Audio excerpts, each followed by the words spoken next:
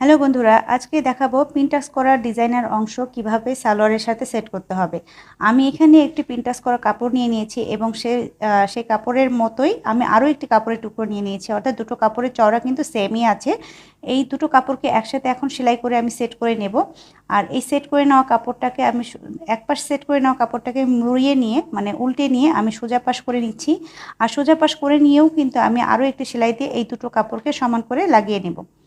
আর এই লাগিয়ে নেওয়া কাপড়টাই কিন্তু আমি সালোয়ারের মুড়ির অংশে সেট করব। আর আপনারা এই ধরনের ডিজাইন তৈরি করে আপনারা যে কোনো কাজেই কিন্তু ইউজ করতে পারবেন। সেটা আপনারা কামিজের দামানের অংশে ব্যবহার করতে পারেন, কামিজের মুহুরির হাতার মুহুরির অংশে ব্যবহার করতে পারেন, সালোয়ারের মুহুরির অংশ ব্যবহার করতে পারেন, বা জামার গলার অংশে ব্যবহার করতে পারেন। এই ধরনের ছোট ছোট ভিডিওর মাধ্যমে আমি আপনাদের সাথে বিভিন্ন ধরনের আইডিয়াগুলো শেয়ার করতে চাই। আশা করি ভিডিওগুলো আপনাদের কাছে ভালো লাগছে। যারা সেলাই কাজে নতুন, একেবারেই নতুন আপুরা আছেন, তাদের কথা চিন্তা করেই কিন্তু আমি